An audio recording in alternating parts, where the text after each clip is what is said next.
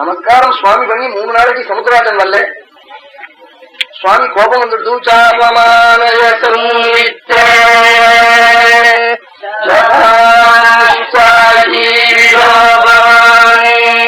சாகரம் சோதயிஷ்யாமி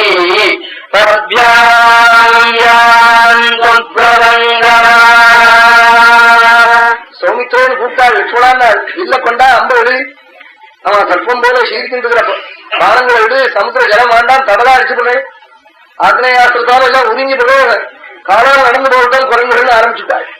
சுவாமி அப்படி பண்ணுவாள். இந்த பிரபஞ்சத்தை சுத்தி பண்ணினவன் அவனுக்கு பண்றது சிரமமா வருவாள். நான் திருச்சூர் என்ன பண்ணிவிடுவேன் தெரியுமான்னு சொன்னாவன்னா அதை அசெப்ட் பண்ணான். சுவாமி எதையும் பண்ணுவாள். பண்ணக்கூடியவன் சொன்னா பண்ணிவிடுவோம் இல்லையோ. சுவாமி சாகரம் சோஷயிஷ்யாமின்னாள். பத்யாமியாம் து பிரபங்கமாக காலால் நடந்து போகட்டும் குரங்குகள் கொண்டு வாங்கிட்டாள். கொண்டு வந்து அப்படி அஸ்திரத்தை மந்திரம் ஜபிச்ச உடனே சமுத்திரத்துல மீனெல்லாம் தாபம் தாங்காம துள்ளி குதிச்சு சமுத்திரராஜா பத்னி புத்திராதிகளோட குழந்தைகள்லாம் அழிச்சுன்னு வந்தாரா. குழந்தைகளை கண்டா கருணை ஒரு இல்லையோ. ரத்னம் சுவர்ணம் எல்லாத்தையும் எடுத்துன்னு ராமன் காலில் வந்து விழுந்தான். ஏன் சமுத்திரராஜா இத்தனாளா வந்தேன்னா சுவாமி இத்தனாளா நமஸ்காரம் பண்ண. இந்த 3 நாளைக்குள்ள வந்திருந்தா பகவானுடைய நமஸ்காரத்தை வாங்கிட்டு வர ஆயிடுவன். சமுத்திரராஜனுக்கு சுவாமி நமஸ்காரத்தை வாங்கக்கூடாது. நான் ஒரு குத்தவாளியா போய் சுவாமி காலில் விழுந்தா சுவாமி காப்பாத்திக்கிட்டே எனக்கு பயம் இல்லையா. அதுக்காக அப்படி வரணும்னு 3 நாள் பட்டி இருந்து 4ஆம் நாள் காலில் வந்து விழுந்தான்.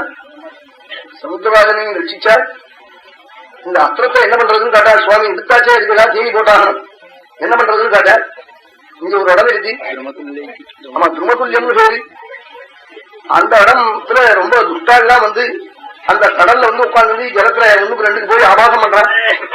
போக்கிரிகள் எனக்கு தாங்கலைன்னா சமுத்திரராஜன் அந்த இடத்துல போட்டு அந்த திருமதுல்யம்ங்கிற கடலை ஒரே வெள்ளம் வரும்படியா பண்ணிவிட்டாள். பாதாளத்துல இருந்து அந்த மண்ணெல்லாம் எடுத்துவிட்டாள். அதுவும் சமுத்திரமா போயிடுச்சு.